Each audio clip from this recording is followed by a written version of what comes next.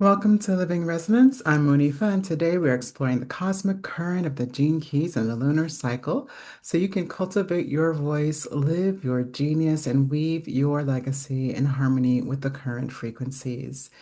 We're currently in the lunar phase of the full moon total lunar eclipse in Pisces, which is gene key 63, which is also Human Design Gate 63, if you're wondering. And we are experiencing the themes of engine keys of doubt, inquiry, and truth, and the genius of questioning.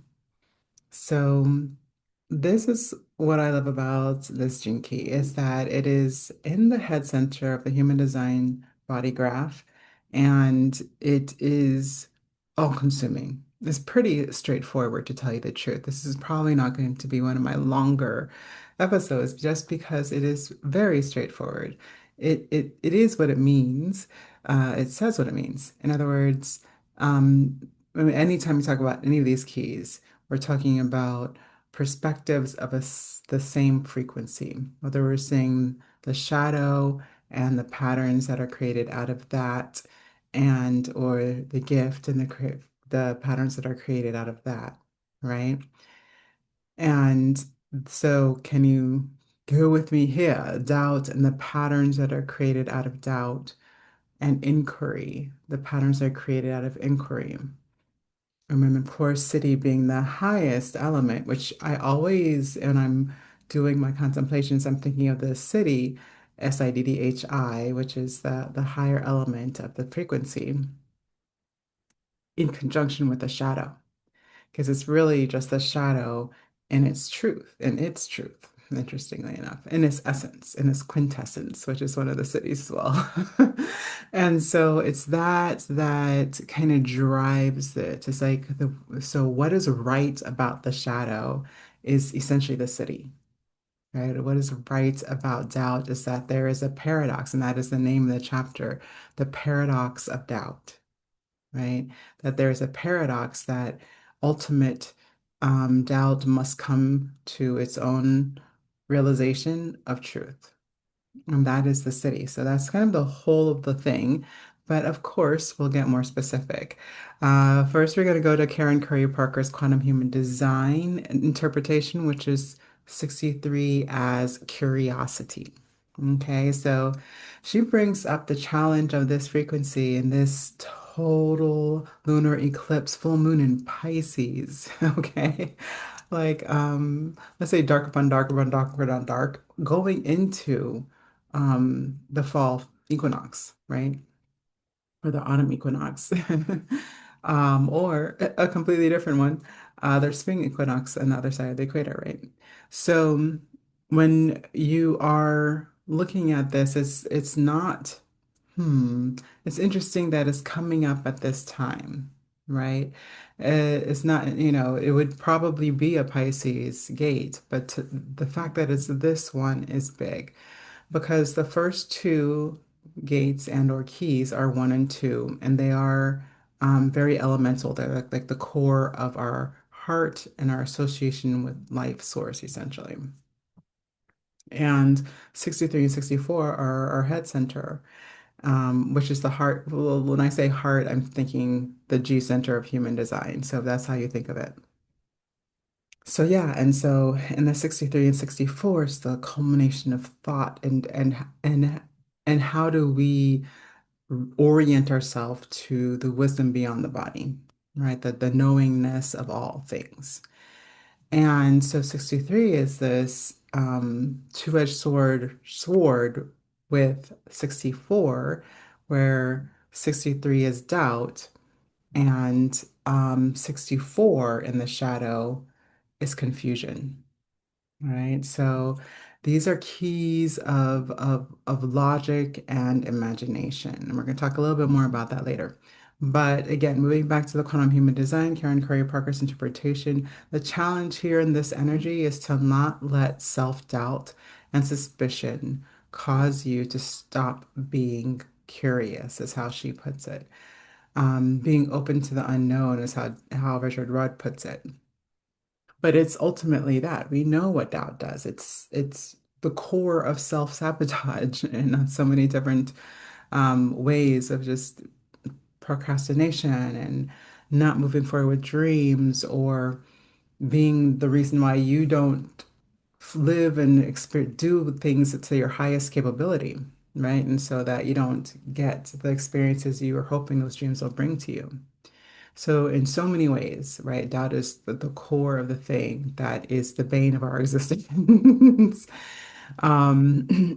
There is a quote I've pulled for the quantum human design interpretation of the optimal use of this frequency, which is the ability to use questioning and curiosity as a way of stimulating our dreams of new possibilities and potentials. Thoughts that inspire the question of what needs to happen to make an idea a reality. So, again, how much can we be in this vein where we're just continuing to be open to what is possible? And that's how I think of this energy. And in the aspect of the full moon, it's like what are we holding on to when we're talking about that once we get into the Gene Keys shadow? What are we holding on to that's keeping us from being open to this level of inquiry that brings us into the our beliefs and our dreams becoming reality, right? So, the doubt, inquiry, truth, that is the words again, the shadow of doubt, the gift of inquiry, the city of truth in the Gene Keys 63. And the shadow of doubt has this aspect of logic and imagination, what I was talking about before. So it's the logic side of the imagination that we get in the 64. So 63, it is a odd number. And so it does have the numerology aspect of it has that element of male quality of energy. And then the 64 is the feminine. So the imagination being the opening, this the like going from open to realization, right? And then the logic being going from information to realization, right? And so like what we get with this feelingness and we're feeling, sensing this frequency and energy and this possibility moving through us, it is a pressure. Right. So human design again is very much giving us the cue here where if you have a hope and open head center in your human design chart, they'll tell you that you have mental pressure. I do have an open head center, so I am kind of feeling it. I did do an event yesterday. I actually did two seminars in one day. I had a actually very stressful morning because nothing went as planned and it threw my timing off and all this stuff. And so my worst thing imagined happened, and so, which is I didn't get to where I said I was going to be on time. And so that always irks me because I'm a performer. I do what I show up because I'm supposed to show up. Like that's just the way it goes, you know? So it was very disorienting for me, but I managed to just stay present and to show up at the fullest level as I had planned on. I still was able to do everything I planned to do, and it actually went really well. And it seemed like everybody enjoyed what I had to offer and bring, and made some really great connections, met some really great people. So ultimately, it went very well, right? And there's kind of this it's not the way I would have imagined it and desired it into being, right? There's that part of it. And then the ability to let go. So that's where I'm getting to, like, what about that wants me to say I should doubt myself in what happened and or how other people will view me and doubt me and what I'm capable of moving forward, or how I can, if I can truly believe that I can do everything I'm capable of doing, if I can't get to the one thing that's important during during a week, right? It can become that thing that starts to eat away at you and your dreams and your possibilities. If you hear what I'm saying, if you hear what I'm saying. So the quote that I have for this and this understanding that, like, again, when we move into these dreams, we want to be certain. So the idea in the chapter is that the need for mental certainty, to know absolutely well, if I say yes to this thing, then I must know that I can get there exactly the way I need to get there. And that's the tendency for me. And so a long time ago, way long time ago, I stopped accepting these level of responsibilities because I'm like, anything could happen. How can I promise somebody I'm gonna be there, da da da da da da da, if life happens and I'm dead and I don't make it, right? And it became a true anxiety because I felt that I should know and I didn't, and I which is, going thinking back, it doesn't make any sense, but that's how I felt, right? I might have not have I didn't think it out logically, obviously, but I knew that nobody could promise anything, but it still made me use it as a reason not to move forward, which is what doubt does, right? That's what doubt does. So the need to be certain, the need to have a mental certainty keeping us from moving forward, essentially. The quote is, the human logical mind is simply not designed to be certain of anything other than paradox. So what happens when you keep questing for the certainty in your mental understanding is that it will keep driving you to what will discount it. Right? You can't because you can't. There is no certainty. Everything has changed, right? So that's just it doesn't happen that way, right? And so it's basically just wasting your time in some ways if we're in this reflection only to be certain, right? This inquiry only or this the doubting, asking questions just to be certain that we can know a truth or the truth or that something is absolute, right? And so what are we afraid of? We're afraid of the uncertainty. And if knows the hierarchy of needs, like we actually need both, right? We need certainty and uncertainty to feel fulfilled. But in the things that are life sustaining, we want to be certain, right?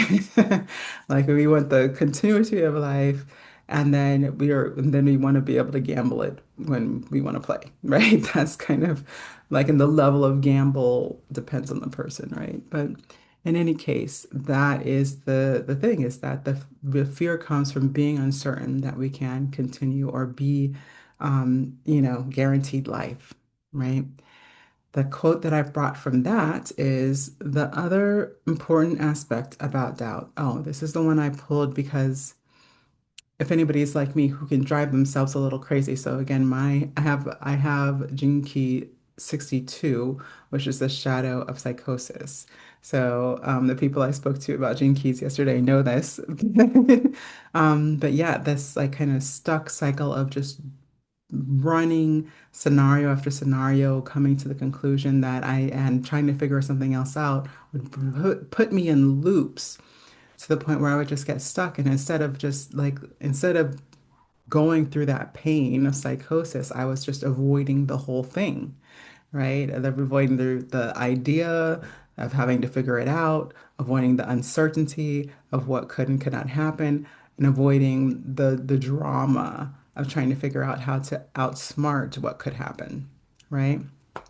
So, for those like me, this is the quote I pulled for you.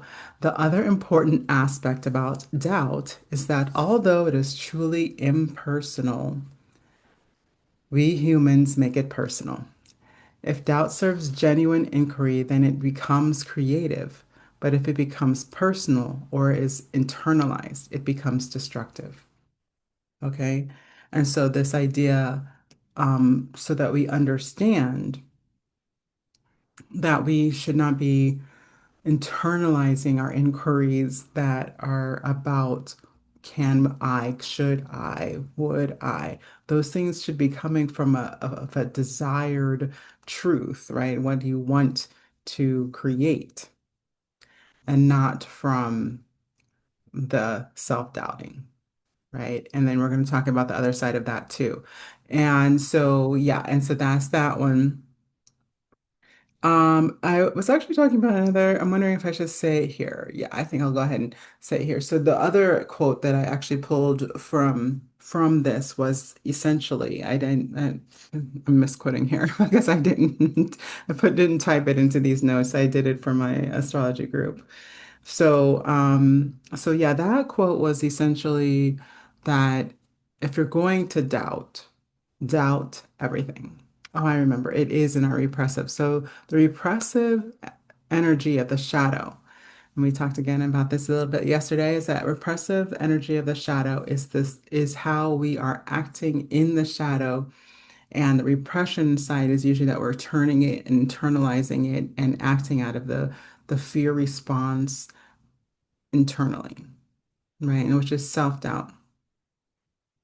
So it's the kind of paradox of self-doubt is that it's only negative in comparison. So in other words, if you're comparing to something outside of yourself or other people, you really can't, you're not going to doubt yourself about yourself because yourself is the truth of yourself, right? So there's no need to doubt that in the logical sense of that, right? It's only when you compare it to how other people are doing, how fast they're doing it, what else is possible because other people have other possibilities and are, you know, actioning those possibilities differently. And then we get into the self-doubt that, oh, I should have done it differently. And that can only, so that's only harmful if you buy it. That's the rest of it. And the finishing of the quote is, if you trust it, doubt completely. And doubt, oh, I didn't finish the quote. Oh, I didn't, that's not, oh, I'm paraphrasing. I'm sorry, guys. I am full moon smacked, I think, a little bit. So yeah, it's only harmful if you buy it, right? So the paraphrase of the quote is essentially if you're going to trust that doubt, if you're going to trust the self-doubt, go ahead and go the full thing and doubt the self-doubt. You see what I'm saying? So that's essentially how he says it. It's just like more paradoxical when he says it in the book. But that was how it came out to me. It was just like, oh my gosh, like, yes, if I'm going to doubt myself, then I should doubt that I'm doubting myself, right? If we're going to just might as well do the whole thing, go in whole hog. I think, I don't know if this is just my interpretation or the stories that I've seen, or maybe even the shows like stories and stuff on TV, where I've seen this a lot as a male character. And it's like they just are so like they can have crushing doubt and go ahead anyways because they don't buy it. They don't believe that the doubt is real. They just don't, right? Because they are so doubtful, they doubt the doubt. And it's amazing, right? Because it looks like courage and looks like forward, even forward thinking sometimes because they they're so they're eluding that doubt so expertly in some ways. They're doubting so much of everything that they just manage to find this kind of innovative solo door into the thing that they want. And I can't think of any real life examples, but I do like to have those examples because it gives us a framework of kind of what an embodiment might look like. So on the reactive side, it is suspicion. That is the word for the reactive shadow, right? So reactive again is that shadow energy turned outward onto others. So that fear and doubt being pushed onto others. It's like doubt, and you doubt everything that they say and do, right? And so that's suspicion, right? Which is another way to drive yourself crazy because you can't really know somebody's motives and intent. You can assume, you can divine, you can discern, but you can't be certain, right? You can't be certain. Hopefully one day. I don't know. Maybe not. I think even then, because I think you don't really know what somebody's thinking or feeling until you know their motivation, mind, body, and spirit. You just, you can't. You might know exactly the thought that came through their mind, but do you know the lineage, is how I always think of it. Do you know where it's coming from? Do you know the qualities of it? Do you know the motivation that it is and or creates? Right? Like those are important questions if you really think you know somebody and what they're thinking, right? So, anyways, so moving on, how do we shift this shadow of self-doubt, of doubt, of suspicion into the gift? Well, we've spoken about already. It's this curiosity. I think, is a great way of saying it, but this inquiry, which is remaining, the way that Richard Rudd defines inquiry is as remaining open without a definite answer. So it's being okay with not knowing. Have you ever heard of that? Sacred wisdom coming down from a spiritual thinker, right? It's being okay with not knowing.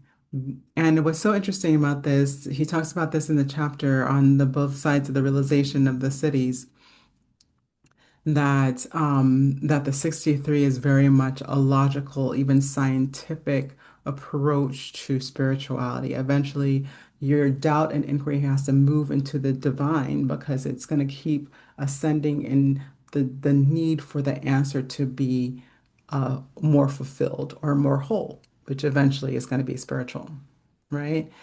And then the 64 is having that confusion being more of a feminine aspect of just everything encompassing and appreciating what is.